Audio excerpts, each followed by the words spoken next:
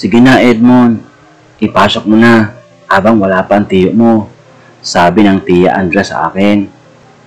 Maganda ang buhay ni Tiyo Arman, kamag-anak siya ni Mama. Bata pa lang ako noon, madalas ako sa kanila, ginagawa nila akong utusan. Noong nabubuhay pa ang tunay na asawa ni Tiyo Arman, madalang kami pumunta. Madamot kasi ito at kung ano-ano ang mga sinasabi. Nagtatalo pa sila noon ni Tiyo kasi puro kamag-anak nila ang tinutulungan ni Tiyo. Hindi nagtagal, nagkasakit si Tia Lourdes at matagal na karatay. Halos marami silang naibenta na ari-arian para maipagamot ni Tia. Doon na rin ako umpisa ng pumupunta na madalas sa malaking bahay nila. Kahit hindi sabihin ni Tiyo, nakikita ko na nahihirapan ito sa kalagayan ni Tia. After isang taon, namatay din si Tia Lourdes. Nalungkot si Tiyo at madalas umiinom mag-isa. Ako na rin ang madalas niyang kasama at driver kapag umaalis.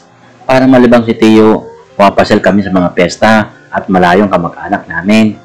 Sinubukan na namin pumasok noon sa kabaret para maglibang, pero naubos lang ang dalang pera ni Tiyo. Hindi pa rin siya nag-enjoy. Hanggang sa nakilala namin si Tia Andrea. Piyesta noon sa bayan at na-traffic kami sa sagala ng parada.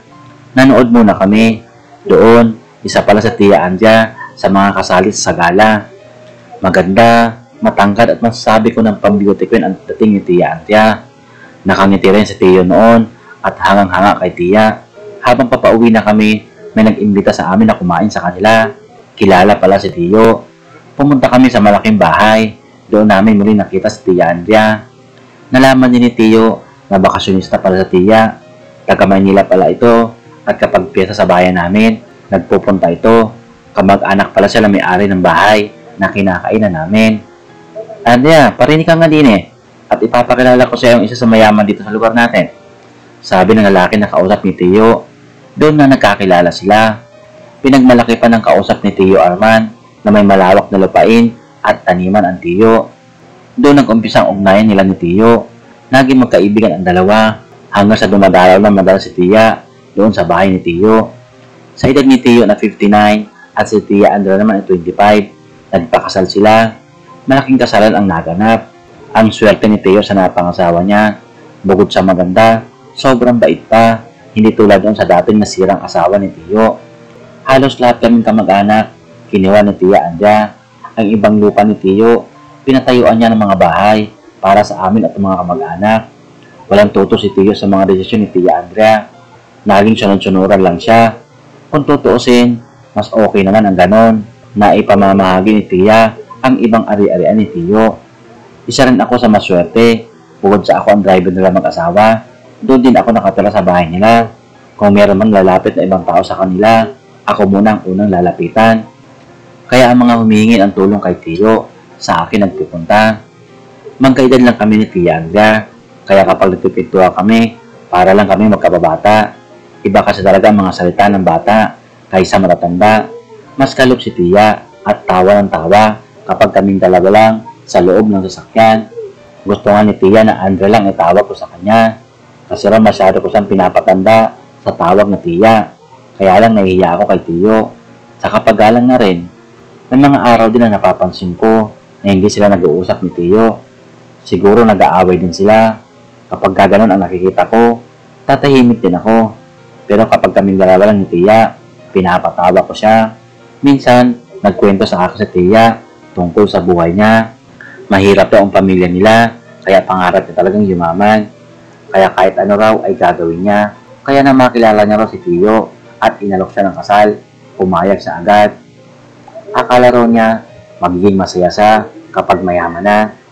Naibigay niya nga raw ang ganda ng buhay sa mga kapatid at magulang. Pero kapalit pala noon ang sarili niyang kaligayahan. Mahirap pala daw kapag malayo ang agwat ng edad sa asawa. Si Tiyo kasi gusto sa bahay lang, magdidilig ng halaman, maglalakad-lakad, kakain ng gulay at saging ng nilaga. Ang gusto naman ni Tia, magpunta ng mall, mag-shopping, kumain sa mga restaurant, sa mga buffet. Doon daw sila hindi magkasunod ni Tiyo. Kaya kapag kami lang ni Tia, kumakain talaga kami sa restaurant. Saka itinatago lang daw ni Tia ang pera. Kaya ang ginagawa ni Tia, ipinamimigay niya. Marami pang kwento si Tia sa akin. Hindi na lang ako nagkukomento dahil wala akong kinakampihan sa kanila. 3 years after ng kasal nila, nagkasakit si Tiyo at dinala ko sa ospital. 3 buwan siya halos doon at ako lang pabalik-balik sa ospital at bahay nila. Hanggang sa isang gabi, 2 lang kami noon sa bahay dahil pinabantay sa ospital ang 2 kasambahay. Pinahawag ako ni Tiya. Binigyan niya ako ng pera na halos doble sweldo na binibigay ni Tiyo. Gawin mo lang ang gusto ko, sa'yo na yan. Ano man ang mangyari, wala ka dapat makaalam, sabi ni Tiya sa akin habang nasa loob ako ng kwarto. Bagong ligo si Tiya noon at hindi ako makatingin sa kanya. Nahihiya kasi ako. Lalaki ka ba, Edmond? Halika, kunin mo itong pera, sabi ni Tiya Andrea. Kinuha ko nga ang pera. Pagkatapos ay pumunta ako ng pinto para lumabas. Pero nagsalita si Tiya. Wala ka man lang bang gagawin? Matanda na ang tiyo mo, may sakit pa. Sana maintindihan mo ako, sabi ni Tiya. Nanginginig ang mga laman ko noon kasi sinabi ni Tiya.